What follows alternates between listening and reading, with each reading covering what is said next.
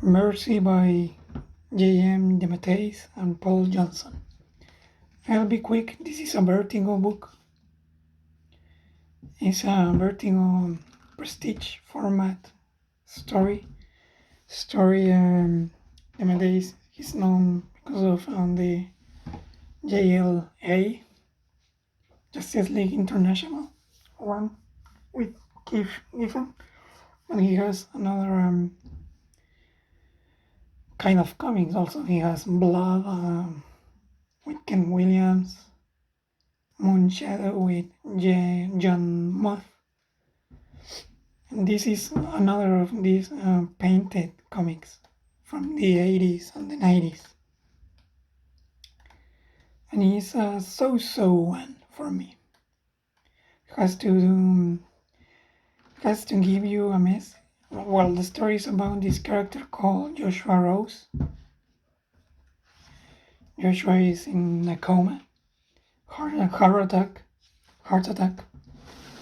and goes in this like astral journey. He doesn't want to live anymore, and he sees this girl called Mercy.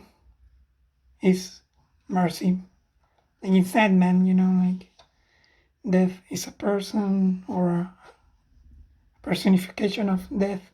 Well, here we have Mercy. And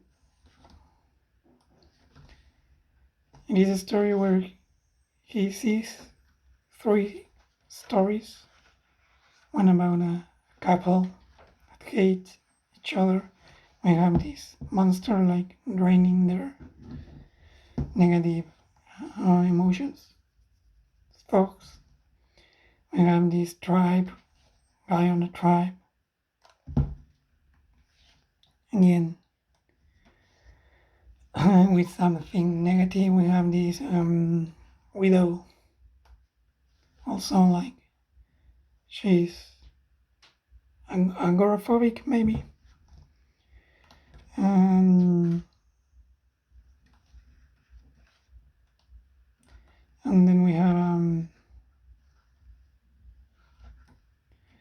and this character looking through his mind, his eyes, all these stories, how Mercy fights this like devil, what she does to it, and everyone gets a happy ending in a way.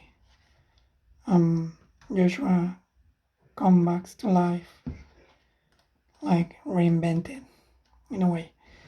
It's a nice story. I mean it's a short prestige book.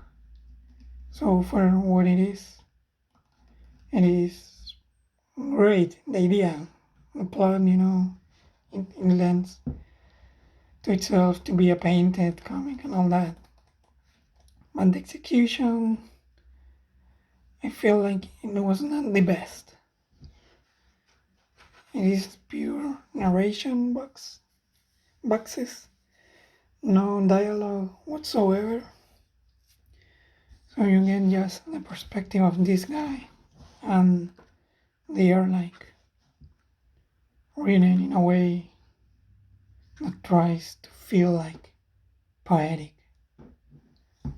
So I guess a lot of people thought it was just a bad work. I am more, while Paul Johnson's work here is okay, it's good, but it's not even close to Dave McKean, Bill Sienkiewicz,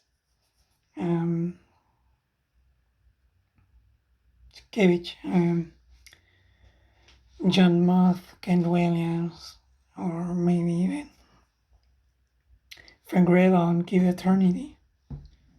Because he's not wild enough. And that's maybe because this is more like an illustrated tale, novel, more than a comic. So for me, that's a negative point, at least in this case. But if you find this for cheap, I recommend you to get it. If you are interested in what you just saw, because it's an okay read, at least for me. And maybe when if you reread it some another time, knowing what you're getting into, you'll enjoy it a lot more. But as of now, it's a curiosity, but not like you have to get it.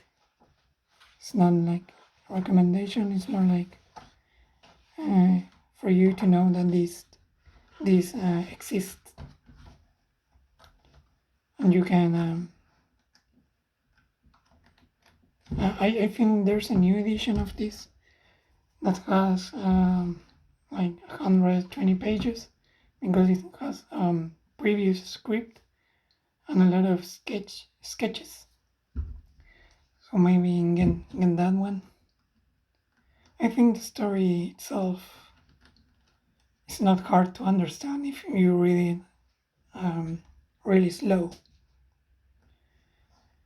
And the amount of text is not that much per page. So it's maybe, I don't know, like an hour of reading. Anyway, mercy.